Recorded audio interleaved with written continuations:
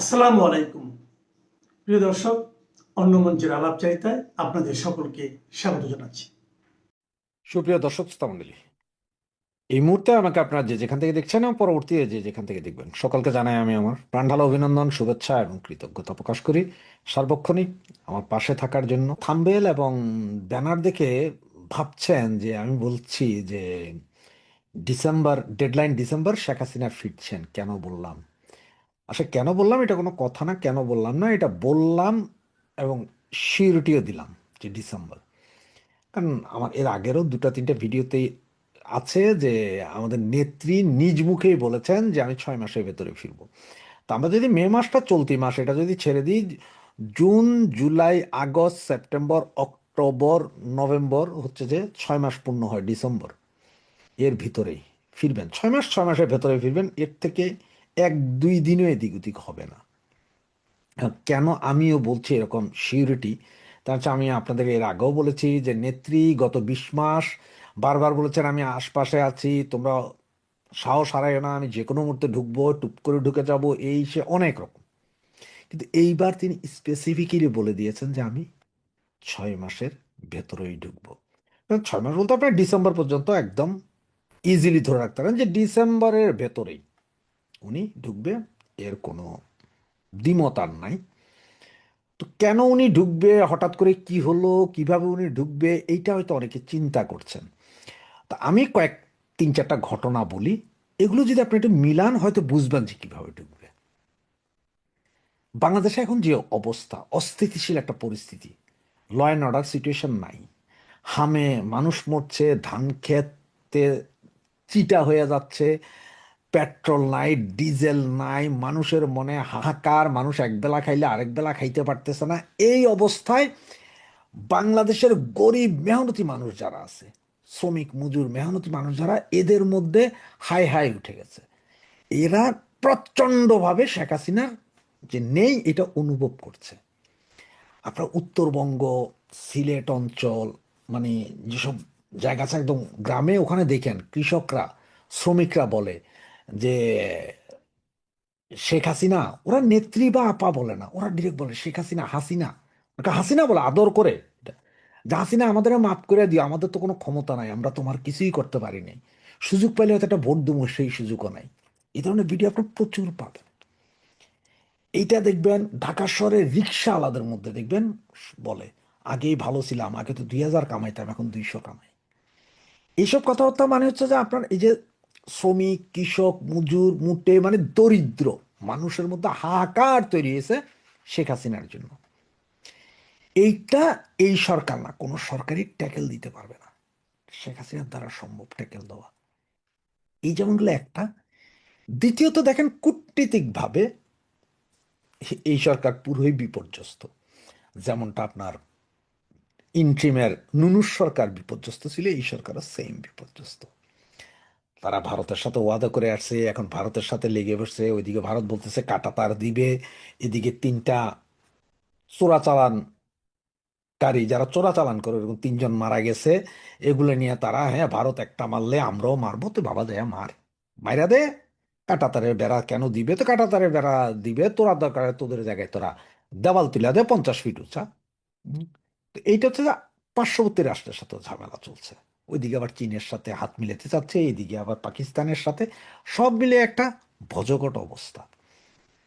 আর তৃতীয়ত যেটা, সেটা দেখেন বিচার ব্যবস্থা, আইন ব্যবস্থা, বিচার, আইন, এখানে সবগুলোতে লেজে গোবরা অবস্থা। যেমন গতকাল আর আজকে মিলে আপনার যেই সুপ্রিম কোর্ট বারের যে নির্বাচন, সেখানে দেখবেন যে 4500 নাকি আইনজীবীকে নমিনেশনই তুলতে দেওয়া হয়নি। এদের অনেকে নাকি আওয়ামী লীগই করে নাই কখনো, মানে এমন নিজের নিজের আওয়ামী লীগ না বিএনপি কেউ জানে না, সেদেরও তুলতে দেয়নি। তো এইসব নিয়ে একটা বিশাল গেজনা চলছে। জিও পলিটিক্সের প্রতিনিয়ত আপনার সূত্র চেঞ্জ হচ্ছে। যেমন আপনারা হয়তো গতকালকে দু একটা নিউজ দেখেছেন কিনা আমি জানি না, সেখানে বলা হচ্ছে যে আমেরিকা অলরেডি পাকিস্তানের একটা ডাবল স্ট্যান্ডার্ড ধরতে পারছে, যেখানে পাকিস্তান ইরানের এই, আমেরিকার হয়ে ইরানের সাথে চুক্তি করানোর চেষ্টা করছে, ইরানকে বোঝানোর চেষ্টা করে। সেখানে নাকি যখন আমেরিকা যখন আক্রমণ করে ইরানকে, তখন নাকি ইরানের যে ফাইটার জেটগুলো নাকি পাকিস্তানের একটা এয়ারবেসের মধ্যে সুরক্ষিত ছিল। মানে এদিকে পাকিস্তান আমেরিকার কাছে মারেন, আবার এদের জিনিস নিয়ে ওখানে সুরক্ষা করে। এগুলো ধরা খেয়ে গেছে অলরেডি, স্যাটেলাইট ইমেজ টিমেজ সহ এগুলো ধরা খেয়ে গেছে নূর খান এয়ারবেসের ভেতরে। নূর খান এয়ারবেসের মধ্যে ইরানের বিমান রাখা। তো এগুলো পাকিস্তানের সাথে আবার বাংলাদেশ এই সন্ত্রাস বিরোধী, তারপরে কি বর্ডারের চোরাচালান, হেদের লাগে বর্ডার নাই, তো এগুলা নিয়ে বহু চুক্তি মুক্তি করছে। তো চতুর্দিকে লেজে গোবরে। আর এই লেজে গোবরের অবস্থায় যদি এখন যে অবস্থা, তাতে বাংলাদেশে আপামর জনসাধারণ চাইতেছে যে শেখ হাসিনা আসুক। আর এইটা আগামী 1, 1.5, 2 মাসের ভিতরে স্ফুলিঙ্গের মতন হয়ে যাবে। আবার অনেক ইউটিউবার বা অনেক পত্রিকাওয়ালা বা বলতে পারে যে হ্যাঁ, আমেরিকার সাথে মার্কো রুবিও আসবে, ডোনাল্ড ট্রাম্পের সাথে শেখ হাসিনার দেখা হয়ে যাচ্ছে, টেলিফোনে কথা হয়ে গেছে, উনি আসতেছেন। এগুলো হচ্ছে যে সব বাকওয়াস কথাবার্তা। বাংলাদেশ আওয়ামী লীগ 1996 সালে ক্ষমতায় এসেছিলেন জনগণের ভোটে, জনগণের জোরে। 2008-এও জনগণের ভোটে এসেছিলেন। এবারও শেখ হাসিনা আবার এদেশের মাটিতে পা রাখবেন, সেটা জনগণের ভোট। মানে বাংলাদেশ আওয়ামী লীগের জনগণ, আপামর জনগণ, আপামর আপামর জনগণের ভালোবাসায় ওনাকে দেশে আসতে বাধ্য করবে জনগণ। মানে জনগণই বলবে যে আপনি ফেরত আসুন, আপনি ছাড়া আমরা চলবো না। বাধ্য করবো বলতে আমি ওটা বলছি যে ওদের ভালোবাসায় বাধ্য হবেন নেত্রী আবার দেশে ফিরে আসতে। আর সেটা নেত্রীও জানেন। এবং সেটা আপনারা এই যে আমি যে 3টা কারণ বললাম, এগুলো যদি একটু মিলান তাহলে দেখবেন। কারণ হতদরিদ্র মানুষ যখন খাইতে পায় না তখন মুষ্টিবদ্ধ হয়, আর এই মুষ্টিবদ্ধ যখন হয় তখনই আন্দোলন গড়ে ওঠে। এবং এই জিনিসটাই গড়ে উঠবে আগামী 2-3 মাসের ভেতরে। চোখ কান খোলা রাখেন। আর আমাদের কাজ কি? আমাদের কাজ এখন বেশি বেশি দেশের ভেতরে যে অরাজকতা আছে এটাকে বেশি বেশি তুলে ধরা। সোশ্যাল মিডিয়ায় তুলে ধরতে পারেন, গ্রামে গঞ্জে গিয়ে তুলে ধরতে পারেন। এই যে আমার ছাত্রলীগের ভাইয়েরা এখন যে যে ধান কেটে দিচ্ছে, সেখানে যে কথাবার্তা বলেন, গ্রামের বিভিন্ন বাজারে যান আপনারা, দুই একটা চা খাইতে খাইতে, দুই একজনের চা খাওয়াইতে খাওয়াইতে এই কাহিনীগুলো তুলে ধরেন, মানুষের মাথায় কিন্তু ঢুকে যাবে আগেই ভালো ছিলাম। এর ভিতরে একটু সাবধান থাকতে হবে। যে কিছু কিছু ইউটিউবার আবার শুরু করছে কি জানেন? ইউটিউবার না, শুধু বিভিন্ন মিডিয়া শুরু করছে ডাক্তার ইউনূসকে পরিষ্কার করার একটা ব্যবস্থা করতে। কেমন দেখেন, ওরা কি বলে যে এই ডিপ স্টেটের খেলা চলতেছে সারা বাংলাদেশে। হ্যাঁ, ডিপ স্টেট শেখ হাসিনাকে নামাইছে, ঠিক আছে, শেখ হাসিনা সরকার গভর্নমেন্টকে ফেলে দিছে। তারপরে ডিপ স্টেট ইউনূসকে আনছে। এ পর্যন্ত ঠিক আছে, ডিপ স্টেট আওয়ামী গভর্নমেন্ট ফেলছে, ডিপ স্টেট ইউনূসকে আনছে, এই পর্যন্ত ঠিক আছে। এরপরে কি আসে, যে ডিপ স্টেট যখন দেখলো যে ইউনূসকে দিয়ে কাজ হচ্ছে না, তখন ডিপ স্টেট ইউনূসকে সরাই দিয়া তারেককে বসাইছে। আসলে মূল কাহিনী ওখানে না। তার মানে এরা ওই যে ডিপ স্টেট ইউনূসে দিয়ে কিছু হচ্ছে না বিধে ইউনূসে সরায় না। ডিপ স্টেট আমেরিকা ইউনূসে দিয়ে যা যা পাওয়ার, যা যা করার সব করাই নিছে অলরেডি। দেশ বিরোধী চুক্তি থেকে শুরু করে সব করাই নিয়ে ইউনূসে নিয়ে গেছে। এটা হচ্ছে যখন মানে এমন একটা ভাব দেখানো হচ্ছে যে ইউনূস সাহেবের আমলে বাংলাদেশের ডিপি স্ট্যাটাস কিছুই করতে পারেন, উনি দেশের পক্ষেই ছিলেন। এই যে দেশ বিরোধী চুক্তি মুক্তির কিছুই ওনার দ্বারা করানো হয়নি। এটা হচ্ছে ইউনূসরা আবার পরিষ্কার করার চেষ্টা করছে কিছু কিছু ইউটিউবার, কিছু কিছু পত্রিকা, কিছু কিছু বুদ্ধি বেশ্যা। এরা চোখ কান খোলা রাখেন, ডিপি স্টেটের খেলা এখনো চলছে। তবে হ্যাঁ, নেত্রী যে বলছে 6 মাসের ভেতর আসবে, তো আমি ডিসেম্বরের ভিতরে আসবে। এবং সেটা হচ্ছে জনগণের চাপে, বাংলাদেশের আপামর জনগণের ভালোবাসার চাপেই নেত্রী আসবেন। এবং সেটা উনি যেহেতু বলেছেন যে 6 মাস, 6 মাসই হবে, 6 মাস থেকে 6 দিন 6 সেকেন্ডও বেশি হবে না। এই 6 মাসের ভেতরে দেখবেন ঢাকা এয়ারপোর্টে নামবে।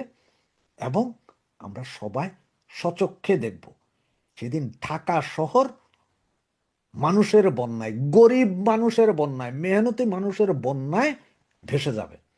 সেদিন দেখবেন ওই দিন লাঠি বৈঠা আনবে না, মানুষ লাঙ্গল নিয়ে ছুটে আসবে, মানুষ ঘরের থালা বাটি নিয়ে ছুটে আসবে শেখ হাসিনাকে রিসিভ করতে। এটাই হবে। জয় বাংলা। এবং আপনি যে সংশয় প্রকাশ করলেন আর যে পত্রিকার কথা বললেন, আহ, আর অন্যান্য জাতীয় পত্রিকায় নিউজটা আসে নাই, শুধু আমি ওটাতে দেখেছি। আমি হিন্দি পত্রিকা, ইংরেজি পত্রিকাও খুঁজেছি, সেখানে পাইনি। সেটা কতটুকু তারা সত্য মিথ্যা জানি না, তবে তাদের উদ্বেগ স্বাভাবিক।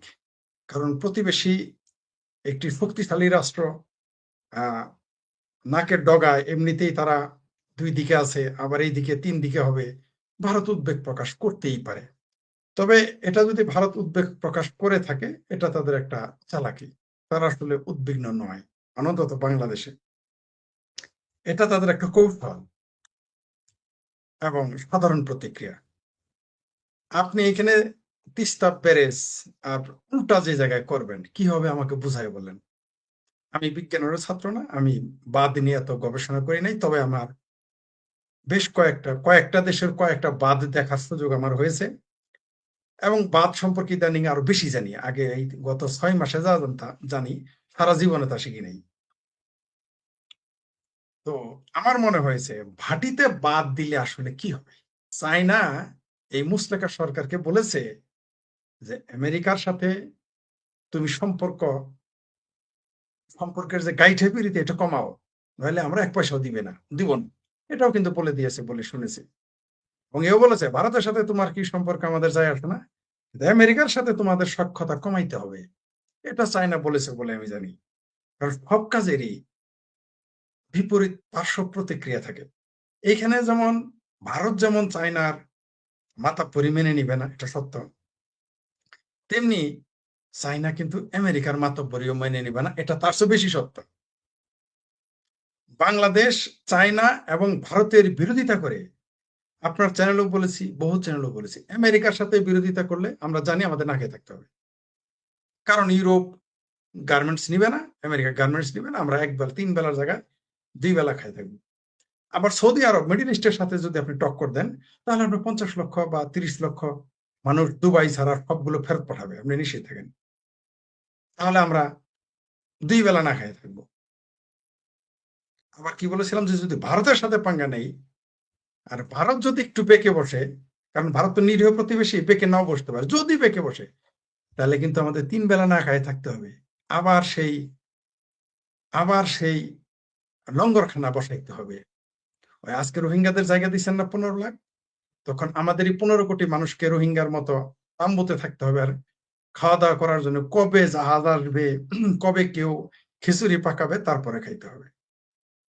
আমি বারবার আপনাদের বলি, আমাদের ভাবির পোলারা, জামাতেরা, হেফাজতেরা, ভাবির মাইয়ারা, এমনকি এই দেশের রিক্সাওয়ালারাও মানে এমন একটা ভাব ধরছে, সেই বিএনপিরই একজন নেতার কথা উদাহরণ দেয়, কেসকি বান্দির পোলারা সুলতান খা হয়ে গেছে। মানে এমন একটা ভাব ধরেছে যে ভারত কিচ্ছু না এদের কাছে।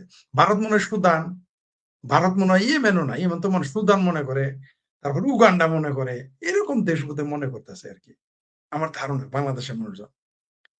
কিন্তু ওই যে বারবার বলি যে আমাদের দেশের মানুষের 14 গোষ্ঠীর বাপ দাদা 14 গোষ্ঠী খবর ভালো যে ভারতের মতো একটা নিরীহ প্রতিবেশী আর বৈদিক দর্শন ও সাহিত্যের রাষ্ট্র এবং সভ্যতা, এটা যদি পাকিস্তানের মতো হইতো না, তাহলে বাংলাদেশের কপালে যে কি শনিটাই না ছিল, সেটা এখনই বোঝা যাইতো, 71 বুঝা যাইতো। তো যারা ওই তিস্তা ব্যারেজ নিয়ে ভারতের সাথে ফাতরামি করতেছে, এরা নিজেরা তো ডুববেই, মরবেই, পুরো বাংলাদেশটাকে নিয়ে মরবে। মানে এদের এখনো কানে পানি যায় নাই, এখনো এদের আকল হয় নাই।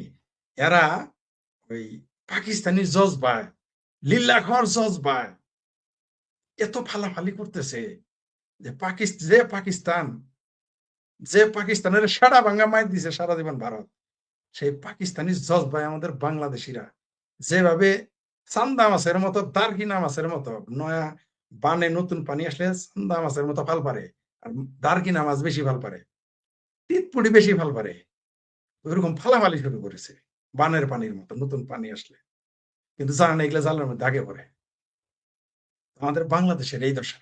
তিস্তা ব্যারেজটা আপনি কি করতে পারবেন ভারতের? এইখানে চীন এসে কিছু করতে পারবে? ভারত এটা মেনে নিবে? তারপর আবার পশ্চিমবঙ্গের যে মমতা বানুর সাহসে যারা ফালাফালি করেছে, মমতার ভাস্তি মনে করতেছে খালা এখনো বোধহয় ক্ষমতায় আছে, কিন্তু এখন যে শুভেন্দু দাস সেটা ভুলে গেছে গা। যখন খালা চলে গেছে, দাদা ক্ষমতা এটা ভুলে গেছে। এখন চাইলেই কলকাতাকে আইএসআই এর ঘাঁটি বানানো যাবে না, সুযোগ নাই এরা, এটা ভুলে গেছে তারা। তো এই তিস্তা নিয়ে যে ফাত্রামি শুরু হয়েছে আমাদের দেশে, এই দেশে রিক্সাওয়ালারা বলে, আর লিল্লাখোর কয়টা মৌলবী পাল পারে রাস্তায় আর কয় যে ভারত দখল করে নিবে। এর চাইতে আর হাস্যকর কি থাকতে পারে? তো আমি এই জন্য বলতে আরো ভয় পাইতেছি, যদি এই দেশে সত্যি সত্যি ভারতের সাথে বাংলাদেশের কোনো না কোনোভাবে যদি গন্ডগোল বেঁধে যায়, এই দেশে তো ভারতের যুদ্ধ করতে হবে না। আমি বারবার বলেছি, আপনার চ্যানেলেও বলেছি, আপনার এই কথাগুলো ইন্ডিয়াতে 2টা চ্যানেল আসছে। একটা আসার সময় তো সেই চ্যানেলই আপনার চ্যানেল গায়েব করে দিয়েছিল। এখন আবার আরেকটা চ্যানেলও আসছে। আবারও বলতেছি, জাস্ট ফুড চেইনটা কেটে দিবে, আমরা পালে পালে দলে দলে না খেয়ে মারা। তিস্তার ব্যারেজ ধুয়ে সাইটা তিস্তার ব্যারেজ চাটতে হবে ভাতের বদলে। চায়না কবে কার পক্ষে নিজেরা সরাসরি ফিল্ডে নেমে যুদ্ধ করছে আমাকে বলেন? পৃথিবীর ইতিহাস আছে? নাই। যেদিন আমাদের সাথে লেগে যাবে, বাংলাদেশটাকে জাস্ট 3টা ভাগ করবে। অলরেডি বার্মার এক ধর্মীয় নেতা অলরেডি চিটাগাং এর, আপনি জেনেছেন যে চিটাগাং নিয়ে তারা মানচিত্র আঁকায় ফেলছে। শব্দটি নাই। এই বাংলাদেশের মৌলবী, চামড়া নাই পীর, সরসিনার পীর, জামাত, হেফাজত, বিএনপি, ভাবির পোলা, মেয়া, ইনকালাব মঞ্চ, ফিনকালাব মঞ্চ, তারপরে হাদি মঞ্চ, কি তালিবর্ষ হাদি মঞ্চ, ফাদি মঞ্চ, গাদি মঞ্চ, নীরব। এই মানচিত্র নিয়ে টু শব্দটি নাই। কিন্তু এটা যদি ভারত থেকে প্রকাশ হইতো, এতক্ষণ বাংলাদেশে মনে করেন যে অলি গলি মসজিদ মাজার সব জায়গায় টেনে মিছিল হইতো, কত কলাম প্রসব করতো। কিন্তু এখন সবাই নীরব। আসসালামু আলাইকুম, স্বাগত লিডস নিউজে। সম্মানিত দর্শক, চট্টগ্রাম নগরীর সাগরিকা ফ্লাইওভারের রেলিং থেকে ঝুলন্ত অবস্থায় মঙ্গলবারে উদ্ধার করা হয়েছে 27 বছর বয়সী এক যুবকের মৃতদেহ। তার নাম জানা গেছে আবু কাউসার আহমেদ, বাসা নগরীর পশ্চিম ফিরোজ শাহ এলাকায়। এই ঘটনার পরপরই পুরো এলাকায় ছড়িয়ে পড়েছে এক ধরনের চাঞ্চল্য। সামাজিক যোগাযোগ মাধ্যমে দাবি উঠেছে কাউসার আকবর শাহ থানা ছাত্রলীগের মুক্তিযুদ্ধ বিষয়ক সম্পাদক। শুরু হয় রাজনৈতিক বিতর্ক।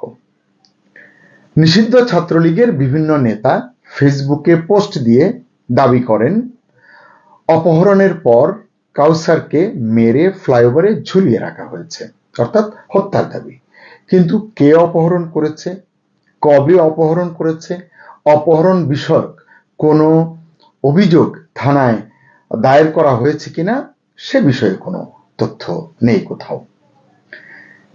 তা সত্ত্বেও কেউ কেউ অভিযোগ করেছেন সরাসরি বিএনপি জামাতের বিরুদ্ধে, জামাতের ছাত্র সংগঠন ইসলামী ছাত্র শিবিরের বিরুদ্ধে। এভাবেই বলা যায় কাউসারের মৃত্যুকে ঘিরে রহস্য যেন দানা বেঁধে ওঠে। একে পরিকল্পিত হত্যাকাণ্ড দাবি করে বিচারের দাবিতে সরব হয়েছে কেন্দ্রীয় এবং স্থানীয় ছাত্রলীগ, মানে চট্টগ্রামের ছাত্রলীগের নেতারা কর্মীরা। ছাত্রলীগ নেতাকর্মীদের দাবি এটি কোনোভাবেই আত্মহত্যা হতে পারে না। ফ্লাইওভারের রেলিংয়ে যেভাবে মৃতদেহ পাওয়া গেছে তা এক গভীর ষড়যন্ত্র বা নীল নকশার অংশ বলে তারা মনে করেন। তাদের অভিযোগ, স্বাধীনতা বিরোধী অপশক্তি রাজনৈতিক প্রতিহিংসা থেকে কাউসারকে হত্যা করে ঝুলিয়ে রেখেছে। এই ঘটনার তীব্র নিন্দা এবং বিচার দাবি করেছেন ছাত্রলীগের নেতারা। চট্টগ্রাম মহানগর ছাত্রলীগের সাবেক সাধারণ সম্পাদক নুরুল আজম রনি দাবি করেছেন, মানে গণমাধ্যমে তার এই দাবিটি প্রকাশিত হয়েছে, যে ঘাতকরা নির্মমভাবে হত্যা করে ঝুলিয়ে রেখেছে কাউসারকে। এদিকে আকবর শাহ থানা ছাত্রলীগের সভাপতি জুয়েল সিদ্দিকী দাবি করেছেন নিহত ব্যক্তি তাদের সংগঠনের নেতা, মুক্তিযুদ্ধ বিষয়ক সম্পাদক। তারা বলছেন সংগঠনের পক্ষ থেকে শোক বার্তাও প্রকাশ করা হয়েছে। অর্থাৎ ছাত্রলীগ এটিকে পরিকল্পিত রাজনৈতিক হত্যাকাণ্ড হিসেবে উপস্থাপন করছে। এখানেই আসে আরেকটি বয়ান। পুলিশ বলছে ঘটনাটি হত্যা নয়, আত্মহত্যা হওয়ার সম্ভাবনাই বেশি। পাহাড়তলী থানার ওসি নুরুল আফসার গণমাধ্যমে বলেছেন মৃতদেহে কোনো আঘাতের চিহ্ন পাওয়া যায়নি। পরিবার থেকেও রাজনৈতিক পরিচয়ের কথা বলা হয়নি, বরং পরিবারের সদস্যরা নাকি পুলিশকে বলেছেন কাউসার দীর্ঘদিন ধরে মাদকাসক্ত ছিলেন এবং মানসিক সমস্যায় ভুগছিলেন। পুলিশ দাবি করেছে ঘটনাস্থলের সিসিটিভি ফুটেজ দেখে তারা এটা বুঝতে পেরেছেন। ওই ফুটেজে দেখা গেছে কাউসার একাই ফ্লাইওভারে উঠছেন। কিছুক্ষণ রেলিং এর পাশে দাঁড়িয়ে থাকার পর নিজেই রশি বেঁধে লাফ দিয়েছেন। পুলিশের ভাষ্য, সিসিটিভির ফুটেজে অন্য কাউকে দেখা যায়নি, এমনকি তার শরীরে ধস্তাধস্তির কোনো চিহ্নও নেই। এরপর আসে একটি বিস্ফোরক তথ্য। চট্টগ্রাম মেট্রোপলিটন পুলিশের এক কর্মকর্তা জানান, কাউসারের বিরুদ্ধে আগেও একাধিক মামলা ছিল। সে মামলাগুলো কি? দস্যুতার মামলা, চাঁদাবাজির মামলা, মারামারি সহ মোট 6টি মামলার কথা বলছেন। এমনকি বলছেন যে 2টি মামলায় গ্রেপ্তারি পরোয়ানা ছিল। তাহলে গ্রেপ্তারি পরোয়ানা থাকলে এতদিন কেন তাকে গ্রেপ্তার করা যায়নি সেটি অবশ্য তারা বলেননি। তবে এটা বলেছেন 2017 সালে একবার কারাভোগ করেছিলেন এই কাউসার। এর কতটুকু সত্য এটি ওই পুলিশ কর্মকর্তাই আসলে ভালো বলতে পারবেন। তো এসব তথ্য যে দস্যুতা, চাঁদাবাজি, মারামারি কারা করে? সাধারণ যুবক করে, না আসলে পলিটিক্যাল ট্যাগ আছে, ছাত্রলীগ করে, আওয়ামী লীগের সময় তারা একটু প্রভাব প্রতিপত্তিশালী ছিল, তারাই তো এগুলো করে। সাধারণত আমরা তো এটাই জানি। তো এই যে তথ্যগুলো দিলেন পুলিশ কর্মকর্তা, এটাতে তো কাউসারের রাজনৈতিক সম্পৃক্ততার কথাই আসলে উঠে আসে। কিন্তু পুলিশ বলছে ঘটনাটিকে রাজনৈতিকভাবে ব্যবহার করার চেষ্টা চলছে। প্রশ্ন হচ্ছে, ছাত্রলীগের নেতারা এত জোর দিয়ে এটিকে হত্যা বলছেন কেন? আমরা তো জানি বাংলাদেশের বর্তমান যে রাজনৈতিক বাস্তবতা, সেই বাস্তবতায় ভয়, প্রতিশোধ, দমন পীড়ন এই শব্দগুলো আসলে খুব শক্তিশালী রাজনৈতিক অস্ত্র হয়ে উঠেছে। তো এখানেও দেখা গেছে এক পক্ষ বলছে ছাত্রলীগের রাজনীতি করার কারণেই কাউসার টার্গেট হয়েছেন, অন্য পক্ষ বলছে একটি আত্মহত্যার ঘটনাকে রাজনৈতিক রূপ দেওয়ার চেষ্টা চলছে। বিএনপি, জামাত এবং তাদের ছাত্র সংগঠনের বিরুদ্ধে অভিযোগ করা হয়েছে, কিন্তু এখনো পর্যন্ত তারা মুখ খোলেনি, তারা এটি নিয়ে কোনো মন্তব্য বা বিবৃতি প্রকাশ করেনি। এসব কারণে আসলে জানতে ইচ্ছে করছে যে আসলে সত্যটা কি, সেটি কিন্তু জানা যাচ্ছে না। এই ঘটনায় এখন পর্যন্ত 3টি বড় প্রশ্ন উঠেছে, আমাদের সামনে এসেছে। সেগুলো কি? প্রথমত, যদি এটি আত্মহত্যা হয় তাহলে এত দ্রুত রাজনৈতিক হত্যার বয়ান কিভাবে ছড়ালো? দ্বিতীয়ত, যদি এটি হত্যাকাণ্ড হয় তাহলে সিসিটিভিতে কাউসারকে একা দেখা গেল কেন? হত্যা করতে হলে তো হত্যাকারী লাগবে। তৃতীয়ত, বাংলাদেশে এখন কি এমন পরিস্থিতি তৈরি হয়েছে যেখানে কোনো মৃত্যুই আর সাধারণ মৃত্যু হিসাবে দেখা হয় না? প্রতিটি ঘটনার পেছনেই উঠে আসে এক একটি রাজনৈতিক ব্যাখ্যা, বয়ান। প্রতিটি লাশ হয়ে ওঠে এক একটি রাজনৈতিক অস্ত্র। প্রতিটি গুজবও মুহূর্তেই ছড়িয়ে পড়ে সামাজিক যোগাযোগ মাধ্যমে। এমন ঘটনায় তদন্ত শেষ হওয়ার আগেই মানুষ রায় দিয়ে দেয়। এক্ষেত্রেও তাই হয়েছে, রায় দিয়ে দিচ্ছে। কেউ বলছে এটি হত্যা, আবার অন্য কেউ বলছে এটি নাটক, কেউ বলছে এতে সরকার জড়িত, কেউ বলছে বিরোধীরা ফায়দা নিচ্ছে। পুলিশও বলে দিচ্ছে এটা হত্যা নয়, আত্মহত্যা। ময়নাতদন্ত করা হয়েছে, সঠিক রিপোর্ট হয়তো সত্য প্রকাশে সাহায্য করবে, কিন্তু তারও আসলে গ্যারান্টি দেওয়া যাচ্ছে না। তো এটিকে নিয়ে আসলে প্রশ্ন উঠছে এখন এই কারণেই ছাত্রলীগের রাজনীতি নিষিদ্ধ করেছে অন্তর্বর্তী সরকার, এবং আওয়ামী লীগের রাজনীতি নিষিদ্ধকরণের যে আইন বিএনপি তার সংসদে পাশ করেছে, এর মধ্য দিয়ে আওয়ামী লীগকে, ছাত্রলীগকে অর্থাৎ এই বিরোধী শক্তিকে অবদমনের একটি চেষ্টা বিভিন্ন মহলে কিন্তু দৃশ্যমান, এবং এটি বিভিন্ন জনের কথায় কাজে দেখা যাচ্ছে। গত কয়েকদিনও কিন্তু আমরা এই ধরনের অসংখ্য ঘটনা দেখেছি। বিভিন্ন স্থাপনা গুড়িয়ে দেয়া, বিভিন্ন জায়গা থেকে বিভিন্ন জনকে গ্রেফতার করা, নানাবিধ উদ্যম কিন্তু রয়েছে সরকারের তরফ থেকেও, এবং এই সরকারের আমলে যে পুলিশ কাজ করছে তাদের তরফ থেকেও। যাই হোক, সেই আলোচনায় না গিয়ে যে এই ইস্যুতে আসলে অনেক প্রশ্নের উত্তর মনে জাগছে, কিন্তু সেগুলোর জবাব এখনো অজানা। অজানা এই কারণেই যে এখানে একটি লাশ, বয়ান দুটি বা একাধিক এবং অসংখ্য প্রশ্ন। এ কারণেই আপনাদের কাছে জানতে চাই যে সত্যি কি এটি আত্মহত্যা না হত্যা, আপনারা কি মনে করেন? কিংবা কিভাবে জানা যাবে আসল সত্য যে এখানে পুলিশ স্বাভাবিক ভূমিকা পালন করছে, রাজনৈতিক দলের নেতা কর্মীরা তাদের যেটা নীতির ভিতরে থেকে, ন্যায়ের ভিতরে থেকে যা করার তারা তা করছেন, নাকি প্রত্যেকেই আসলে এখানে নতুন কিছু করবার, একটু ভিন্ন কিছু করবার চেষ্টা করছেন? আসসালামু আলাইকুম। বাংলাদেশে এক আজব দেশ। এই দেশটাকে কখনো এখন বলা হচ্ছে যে এটা আমেরিকা চালাচ্ছে। ইউনূস আমলে সেরকম খুব জোরালো আলাপটা বেশি ছিল। এখন সে ফরহাদ মাজারের মতো লোক বলছে যে এখনো এটা আমেরিকাই চালাচ্ছে। সেই রেজিম চেঞ্জ আমেরিকা করেছিল, তারাই এখনো এই দেশ চালাচ্ছে।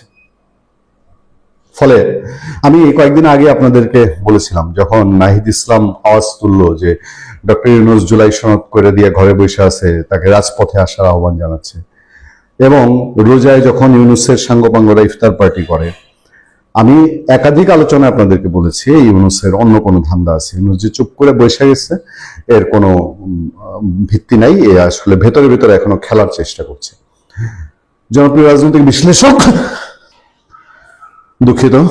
জনপ্রিয় রাজনৈতিক বিশ্লেষক গোলাম মাওলা রনি, তিনি আজ আমি যেদিন কথা বলছি 13 মে 2026, সেদিন এসে বলেছেন যে ডক্টর ইউনূসের আবার ক্ষমতায় আসার সম্ভাবনা আছে। আমি এটাকে সম্ভাবনা বলি না, আমি আশঙ্কা বলি। এবং এই ইউনূসের নামে সেই মাইলস্টোন দুর্ঘটনায় নিহত একজন ছাত্রের পিতা উসাইমুং মারমা, তিনি একটা মামলার আবেদন করেছিলেন। মামলাটা গ্রহণ করা হয়নি। এই পর্যন্ত অনেকে জানেন যে নিউজ শেষ, কিন্তু না, সেখানে শেষ না। এরপর থেকে এই ভদ্রলোকের উপর দিয়ে এমন ঝড় যাচ্ছে, আমরা প্রথমে তার একটা চিঠি আমাদের হাতে আসে। এই চিঠিটা আমি একটু আপনাদেরকে পড়ে শোনাই, তাহলে আপনারা বুঝতে পারবেন। চিঠিটা হচ্ছে 9/5/2026, মানে এই মাসের 9 তারিখ। এই মাসের 9 তারিখের চিঠিতে এই উসাইমুং মারমা লিখছেন, আমি নিহত উকাইয়া ইয়ং মারমার পিতা উসাইমুং মারমা মাইলস্টোন ট্র্যাজেডিতে বিমান দুর্ঘটনায় মারা যায়। তাই আমি বিগত 7/5/26 তারিখে আমার ছেলের বিচার চাইতে চিফ জুডিশিয়াল ম্যাজিস্ট্রেট কোর্টে মামলা দায়ের করি, কিন্তু মামলা গ্রহণ করে পরে খারিজ করে দেন। অতঃপর আমাকে শুক্রবার রাত আনুমানিক রাত 2টা কিংবা 3টার দিকে আমাকে রাঙামাটি ডিবি পুলিশ আমার নিজ এলাকায় আমার পার্শ্ববর্তী বাড়িতে আমাকে এবং আমার ওয়াইফকে ডিবি পুলিশ খুঁজছে। তাই আমি এখন নিরাপত্তাহীনতায় ভুগছি।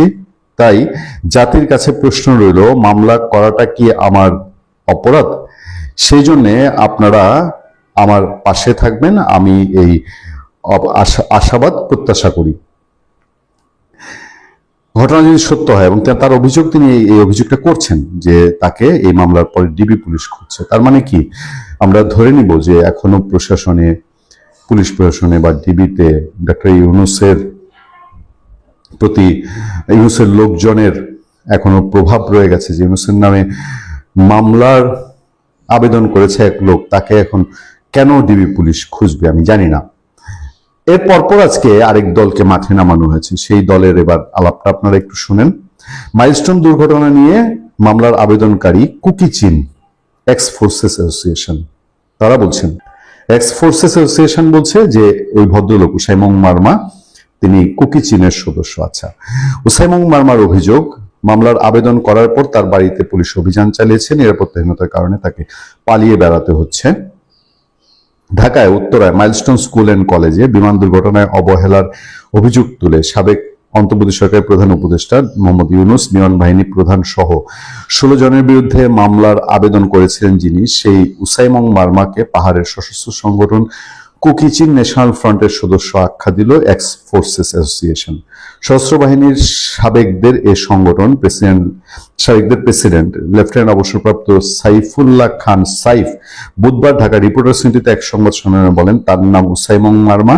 আমরা আপনাদের অনুরোধ করব এই উসাইমুং মারমাকে, তার সম্পর্কে একটু খোঁজ নেন। উসাইমং মারমা মাইলস্টোন স্কুল অ্যান্ড কলেজে বিমান দুর্ঘটনায় নিহত শিক্ষার্থী উক্কো সাইং মারমার বাবা সম্প্রতি তিনি ফেসবুক লাইভে এসে অভিযোগ করেন মামলার আবেদন করার পর তার রাঙামাটির বাড়িতে পুলিশ অভিযান চালিয়েছে, নিরাপত্তার কারণে তাকে পালিয়ে বেড়াতে হচ্ছে। উসাইমং মারমা এই অভিযোগ তোলার দুদিনের মাথায় ঢাকায় সংবাদ সম্মেলন করে পাল্টা অভিযোগ আনলো এক্স ফোর্সেস অ্যাসোসিয়েশন। সংবাদ সম্মেলনে লিখিত বক্তব্যে বলা হয়, গভীর উদ্বেগের সাথে লক্ষ্য করা যাচ্ছে যে সাম্প্রতিক সময়ে একটি স্বার্থান্বেষী মহল পরিকল্পিতভাবে বাংলাদেশের সশস্ত্র বাহিনীকে প্রশ্নবিদ্ধ করা, তাদের পেশাদার ভাবমূর্তি ক্ষুণ্ণ করা এবং সদস্যদের মনোবল দুর্বল করার অপচেষ্টায় লিপ্ত রয়েছে। সাইফুল্লাহ খান সাইফ বলেন, যখন বাংলাদেশে তার জাতীয় স্বার্থ সার্বভৌমত্ব বাংলাদেশ ফার্স্ট ভিত্তিক পররাষ্ট্রনীতিকে আরো সুদৃঢ় করার পথে এগিয়ে যাচ্ছে এবং সশস্ত্র বাহিনীকে আধুনিক যুগোপযোগী ও সক্ষম বাহিনী হিসেবে গড়ে তোলার উদ্যোগ গ্রহণ করা হচ্ছে, ঠিক সেই সময় ধারাবাহিকভাবে বিভ্রান্তিকর তথ্য অপপ্রচার উদ্দেশ্য প্রণীত প্রচারণা চালানো হচ্ছে। বিশেষ করে বাংলাদেশ বিমান বাহিনী আধুনিকায়ন কার্যক্রম, ফাইটার প্ল্যান ক্রয় এবং নতুন তথ্য প্রযুক্তি নির্ভরতা সক্ষমতার্জনের উদ্যোগ সামনে আসার পর থেকেই একটি গোষ্ঠী বিমান বাহিনীকে বিতর্কিত করার অপচেষ্টায় সক্রিয় হয়ে উঠেছে। এরকম বিমান বাহিনী সম্পর্কে আরো কথাবার্তা বলা হচ্ছে। তারপরে যে মামলা খারিজ হওয়ার পর গত 11 মে ফেসবুক লাইভে এসে উসাইমং মারমা বলেন, গত শুক্রবার গভীর রাতে তিনি যেখানে চাকরি করেন সেখানে 20-30 জন পুলিশ গিয়ে তার খোঁজ করে। আমার নিজ গ্রামে, আমার নিজ বাড়িতে, আশপাশে প্রতিবেশীদের বাসায় পুলিশ আমাকে তল্লাশি করে খুঁজছিল যে আমি আছি কিনা। কেন? প্রতিবেশীরা জানতে চাইলো কেন? যে বলল ওনার নামে ওয়ারেন্ট আছে, ওই ওয়ারেন্ট যেহেতু আছে আমরা ওনাকে ধরতে আসছি আর কি। তো পাশাপাশি গতকাল বাংলা হিলিয়া আর্মি ক্যাম্প থেকে ওয়ারেন্ট অফিসার আমাকে জিজ্ঞেস করলো যে আপনি কি করেন, আপনি কোথায় চাকরি করেন, আপনার ওয়াইফ কোথায় থাকে, কি চাকরি করে, এই বিষয়গুলো কিন্তু ওনাদের জানতে চেয়েছেন। আমি কিন্তু ওনাদেরকে বলেছি। তো বলার পর আজকে সকালে নাকি আমার নিজ এলাকার মধ্যে আর্মিরা নাকি আমাকে খুঁজছে, খোঁজ খবর নিচ্ছে। এই পরিস্থিতিতে নিরাপত্তাহীনতায় ভুগছেন জানিয়ে উক্কো সাইং মারমার বাবা বলেন, মামলা করাটাই কি আমার অপরাধ? আমি আমার ছেলের বিচার চেয়েছি, আমি আমার ছেলের বিচারের প্রেক্ষিতে আমি ক্ষতিপূরণ চেয়েছি এবং বিগত সরকার আমাকে কোনো কিছু সুরাহা করে নাই এবং আমি বিভিন্ন দপ্তরে আমি ঘুরেছি, কিন্তু আমি এটা সুরাহা কোনো কিছু পাই নাই। তো এই হচ্ছে মধ্যা বিষয়। ভদ্রলোক দৌড়ের উপরে আছেন নিঃসন্দেহে। তাকে নিয়ে এই এক্স ফোর্সেস অ্যাসোসিয়েশন তারা বলছে যে এর মধ্যে শঙ্কুর মাস্ত্রী কানাডায় গিয়ে নানান রকম উল্টাপাল্টা কথা বলেছে, সেগুলো নিয়ে আবার জেলা প্রশাসন তাকে সতর্ক করেছে। তারপর কুকি চীনের কথা বলা হচ্ছে, বিচ্ছিন্নতাবাদী সংগঠন। এখন আমার প্রশ্ন হলো, এই উসাইমং মারমা, এই যে সন্তানটি মারা গেল মাইলস্টোন দুর্ঘটনায়, তার বাবা, সে কুকি চীনের সদস্য, সে অপরাধী, তাকে এতদিন আপনারা খুঁজেননি কেন, এতদিন ধরেন নাই কেন? এখন ইউনূসের বিরুদ্ধে মামলা করতে গেছে, আবার সেই মামলার জন্য তার নামে এখন ওয়ারেন্টও আছে এবং আপনারা বলছেন সে কুকি চীনের সদস্য। আছে কুকি চীনের সদস্য কি বাংলাদেশের নাগরিক কিনা? ধরেন যে কোনো পার্টি, এখন আওয়ামী লীগের নিষিদ্ধ ঘোষিত আওয়ামী লীগের সদস্য, আপনি নিষিদ্ধ ঘোষিত আওয়ামী লীগের সদস্য ধরবেন, কিন্তু সে যদি তার বাড়িতে যদি ডাকাতি হয়, সেই ডাকাতির বিচার সে পাবে না? আওয়ামী লীগের একজন অপরাধী, ধরেন সাজাপ্রাপ্ত কোনো অপরাধী, তার বাড়িতেও যদি গিয়ে একটা ডাকাতির ঘটনা ঘটে বা তার সন্তানকে কেউ মেরে ফেলে, তাহলে সেটার জন্য কি তার বিচার চাওয়ার রাইট নাই? সন্তান মারা যাওয়ার জন্য বিচার চেয়েছে, এখন সে কুকি চীনের সদস্য, এখন তার বাসায় ডিবি যায়, পুলিশ যায়। এটা একটা মানে কোথায় যেন একটা খটকা লাগে না? এই জিনিসগুলোর কি সঠিক পথে সুরাহা নাই, নাকি শক্তি প্রদর্শন করলেই সুরাহা হয়ে যায়? আমাদের বাহিনীগুলো তাদের নিজস্ব টেকনিক আছে, অনেক কিছুই তারা টেকনিক দিয়ে সমাধান করে। কুকি চীনের সাথে বহু যুদ্ধ হয়েছে। আমি গত তত্ত্বাবধায়ক সরকারের আগেই, আওয়ামী লীগ সরকারের সময় যখন কুকি চীনের সাথে ফাইট চলছিল আমাদের, তখনও আমি আইএসপিআর এ অনুরোধ করেছিলাম যে আমি অন দ্য স্পট যেতে চাই রিপোর্টিং করার জন্য। তখন আমি টেলিভিশনে কাজ করি, 21শে টিভি থেকে আমি সেই আবেদনও করেছিলাম। তো আমরা তো ফিল্ড পর্যায়ে জানতে চাই, ফিল্ড পর্যায়ে আমাদেরও জানার আগ্রহ আছে, দেশের মানুষের জানার অধিকার আছে। এখন এই ভদ্রলোক উসাইমং মারমা, তিনি যদি কুকি চীনের সদস্য হয়ে থাকেন, তারপরে তো তার সন্তানের অপমৃত্যুর প্রতিকার পাওয়ার, ক্ষতিপূরণ পাওয়ার রাইট আছে। সম্মানিত দর্শক, বর্তমান প্রধানমন্ত্রী জনাব তারেক রহমান সাহেব অতি সম্প্রতি ঢাকা বিশ্ববিদ্যালয়ে একটি অনুষ্ঠানে বক্তব্য দিয়ে এসেছেন।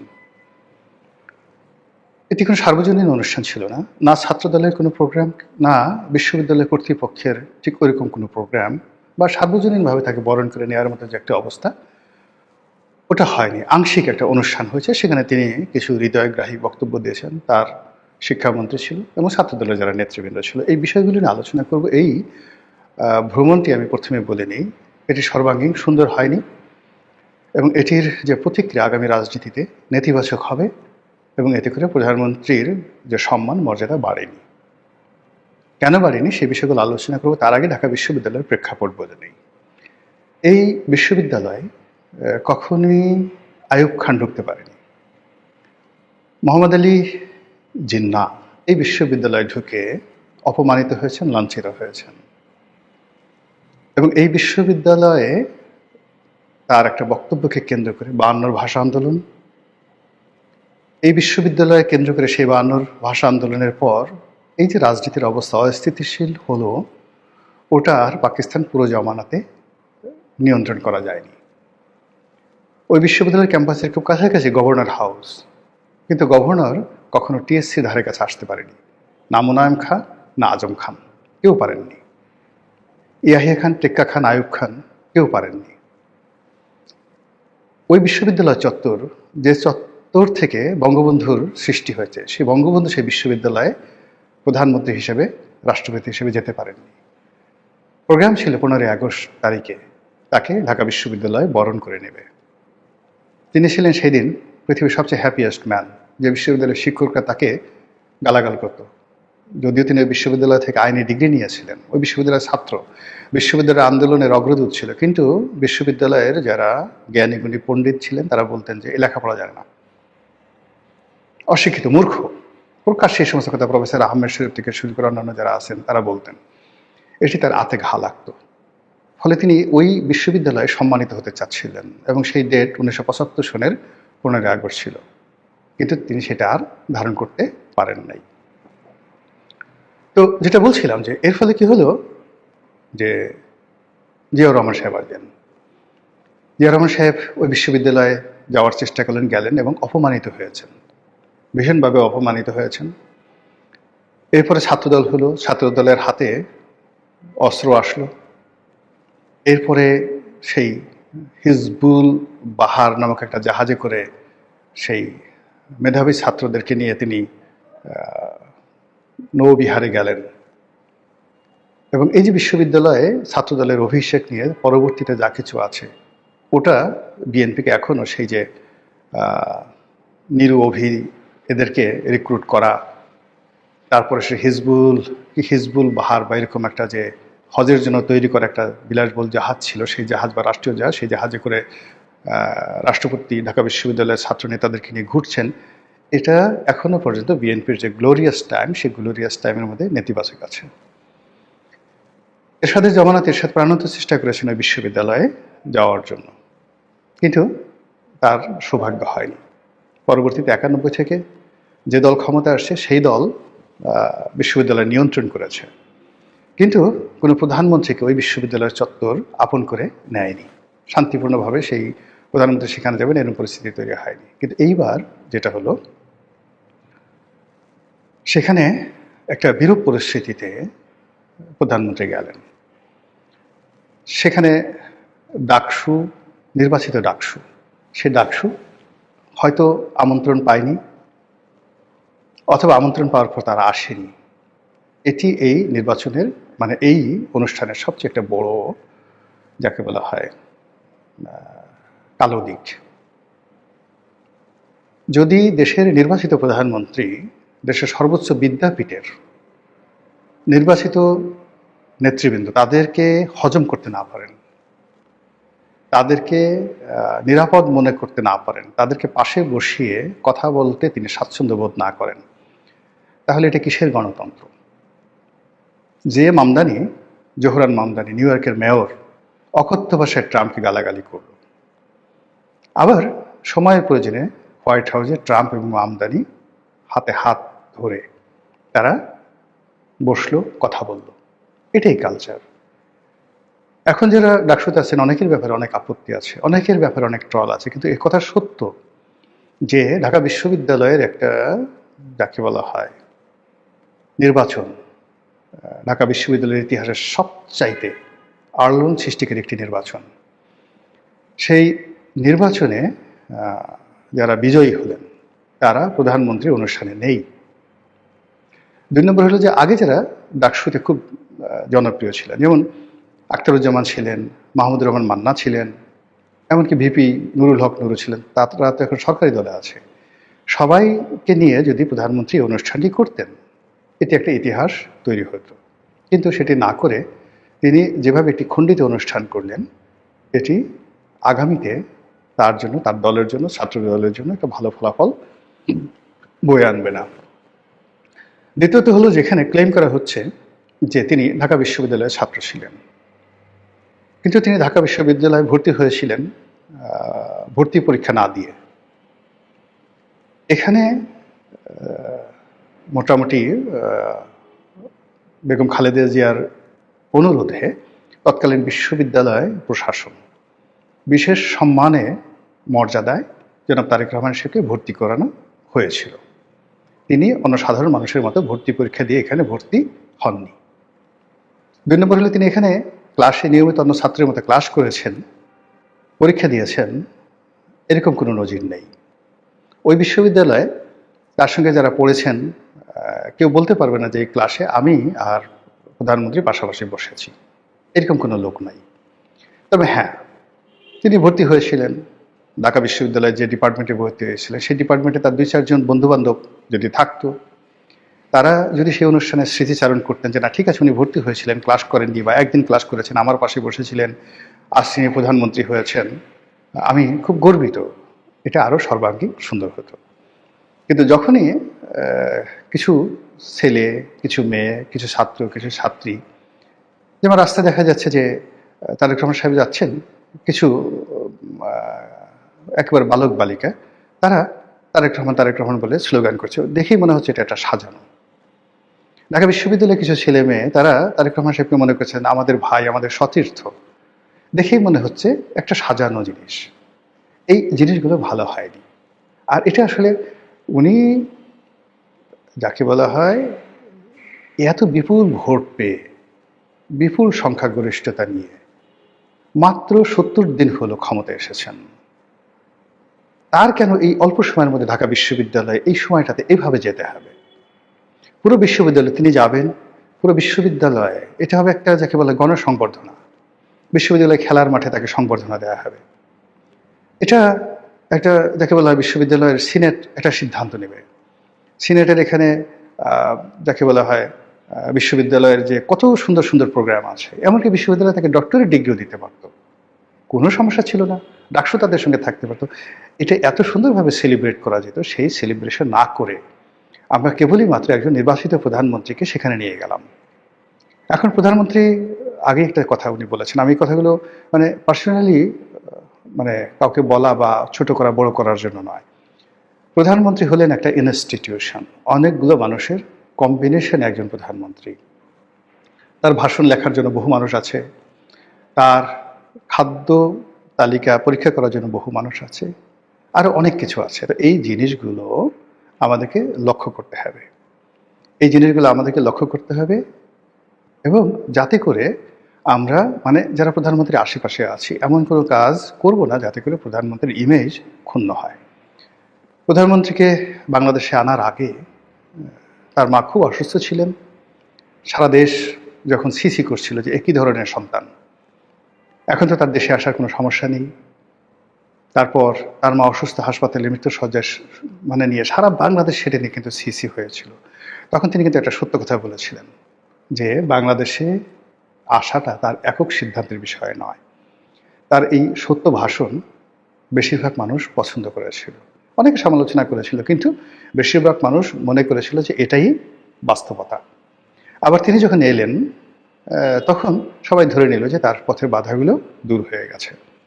আবার তিনি এখন যে রাজপথ দিয়ে যাচ্ছেন, তিনি গাড়ি চালাচ্ছেন, তিনি পথের দুপাশে তাকে যে অভ্যর্থনা জানানোর জন্য দাঁড়াচ্ছেন, পথের মাঝে তাকে গাড়ি থামিয়ে তাকে গাড়ি থেকে নামতে বাধ্য করা হচ্ছে, অনেকের সঙ্গে তিনি সেলফি তুলছেন, অনেক শিশুর আবদার তিনি নিচ্ছেন। এই জিনিসগুলো একজন প্রধানমন্ত্রীর জন্য, একজন তারেক রহমানের জন্য, বিএনপির জন্য কতটা লাভজনক, অথবা এটি আসলে আদৌ দরকার আছে কিনা, বা এই জিনিসগুলো সঠিক কিনা, এই বিষয়গুলো কিন্তু যাকে বলা হয় আমাদের মাথায় রাখতে হবে।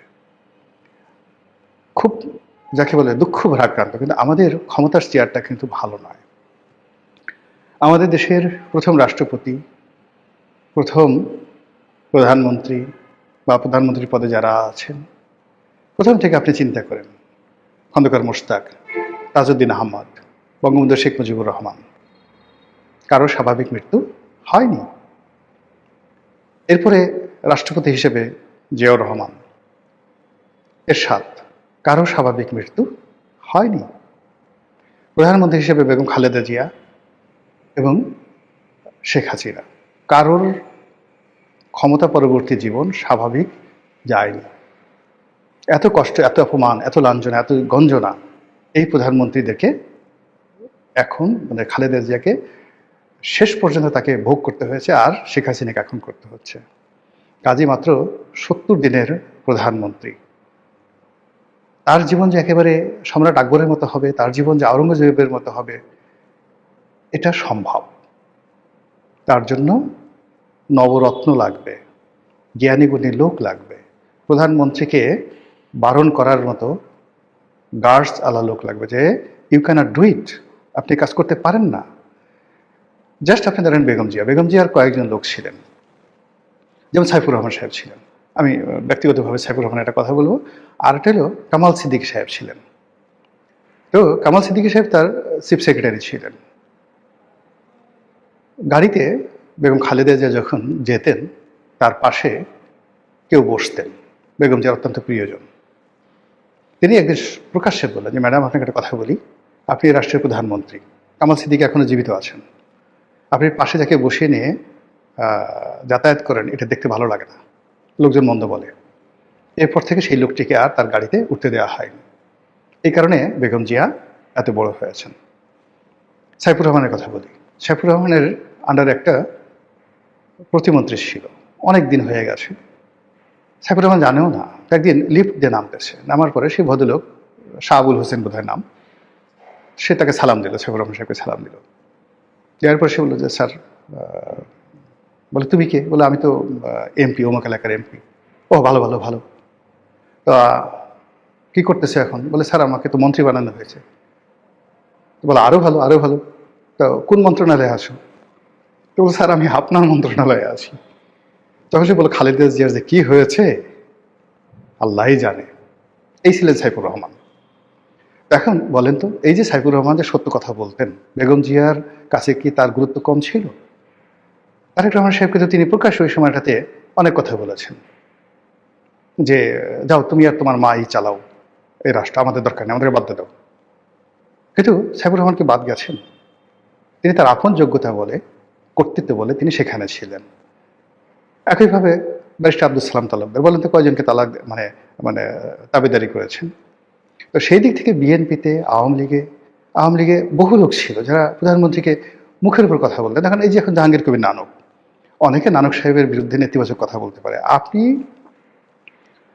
মানে আমি নিজের সাক্ষী। এই যে দিন 2000 মানে কি বলবো, প্রথম কোটা বিরোধী আন্দোলন হলো, এটা সে 2012 সনের দিকে শাহবাগ ব্লক করে রাখলো। জাহাঙ্গীর কবির নানক, আমরা তখন মিটিংয়ে ছিলাম প্রধানমন্ত্রীর সঙ্গে, শেখ হাসিনার সঙ্গে।